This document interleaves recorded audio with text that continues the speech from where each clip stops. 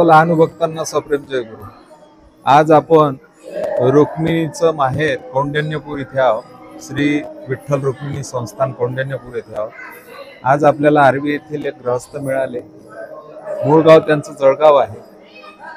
दाजी जय गुरु। जय लहानुजी बाबा। मूळ गाव जळगाव।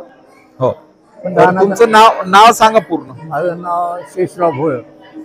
मूळ गाव तुमचं जळगाव। जळगाव। अच्छा, आता सध्या आर्वीला राहा। सध्या आर्वीला।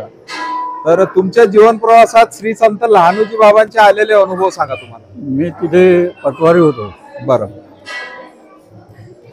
पटवारी असताना काय झालं हो का, रोज मी गावात गेल्यावर हो महाराजाचं दर्शन घेतल्याशिवाय कामकाजाला हात लावत नव्हते। बरं। आर्वीहून जाणं नव्हतं। हो।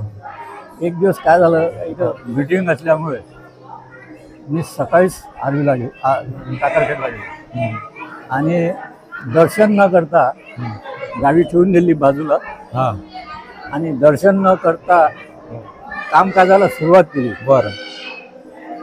आणि कामकाज झाल्यावर पुन्हा गाडीपाशी आलो। हो। गाडीपाशी आलो तर गाडीच चालू होईल। असं काय? हा, इतके प्रयत्न केले, मीच नाही केले। हो। तर तिथून रेती जात होती ट्रकनं। तिथं रेतीचा तो घाट आहे टाकरखेडा। हो। ट्रक जात होते, ट्रकचे ड्रायव्हर उतरले। पहिला एक ट्रकवाला उतरला। पाहून साहेब म्हणे काय झालं? तर म्हटलं गाडीच नाही चालू होऊन राहिले, किक मारू मारू थकून गेलो। त्यांनी प्रयत्न केले, त्यांनी प्रयत्न केले। प्रयत्न केल्यानंतर त्यांच्याकडून काही जुळलं नाही। दुसरी गाडी उभी राहिली तिथं येऊन, ट्रकची रेतीवाल्याची। त्यांनी प्रयत्न केले।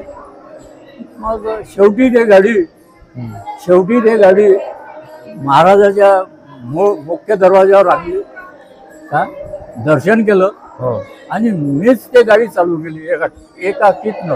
बाबाजी असतानाची गोष्ट आहे। बाबाजी नव्हते तेव्हा। बाबाजी नव्हते। असं काय, तीच गाडी मी एका किटनं उभी केली। हा माझा पहिला एक अनुभव। बरं।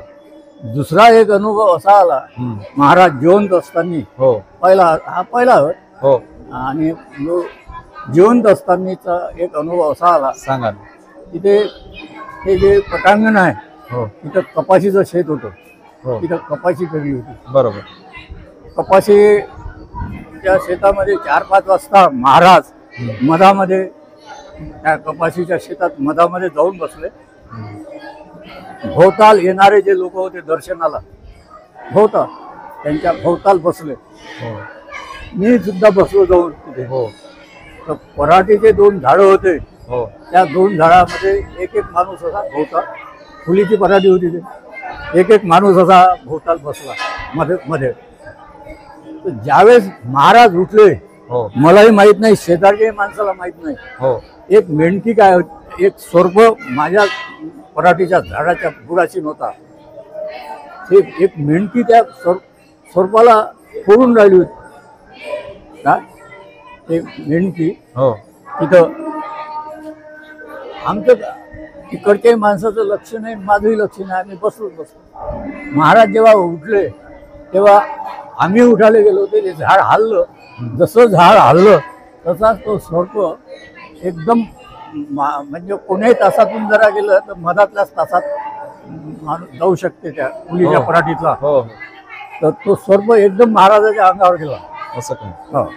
महाराजांना जशी काळी आहे, महाराजाचं पहिले महाराजांना जशी काळी आपटली तसा तो सर्प एकदम निघून गेला।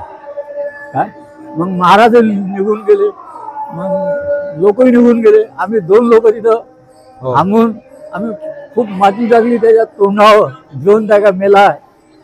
शेवटी त्यानं काहीच हालचाल केली नाही, आम्हीच निघून गेलो। असं काय? हा एक प्रसंग फार तिथून मग काय झालं त्या आम्ही, म्हणजे नंतर काही त्याची माहिती नाही पडली, पण माती टाकली आम्ही। हो काय? मुद्दाम जिवंत आहे का मेला। अच्छा, असे 2 अनुभव हे मजबूत, फार मोठे अनुभव तुम्हाला, फार मोठे अनुभव तुम्हाला आले। हो, हे 2 अनुभव आले।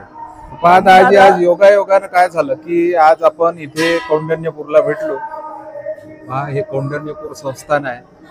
हा परिसर, ही नदी आणि योगायोग की अतिशय सुंदर अनुभव प्रसंग तुम्ही इथे श्री संत लहानोजी बाबांचे सांगितले. आजचा एकादशीचा विशेष दिवस, हो पावन दिवस आहे आणि तुम्हा सर्व लहानू भक्तांची इथे भेट झाली. आपले जिरापुरे दाजी आहेत, नामदेवरावजी जिरापुरे दाजी यांची याआधी आपल्या चॅनलला मुलाखत झालेली आहे. पहा योगायोग भेट झाली. तर अतिशय पावन अशा दिवशी लहानोजी बाबांचं स्मरण झालं आणि तुम्ही जे काही अनुभव सांगितले याकरता मी तुमचा आभारी आहो. जय गुरु, जय लहानोजी बाबा. श्री संत लहानोजी महाराज की जय. बोला पुंडलिका वरदे हरी विठ्ठल श्री ज्ञानदेव तुकाराम महाराज की जय.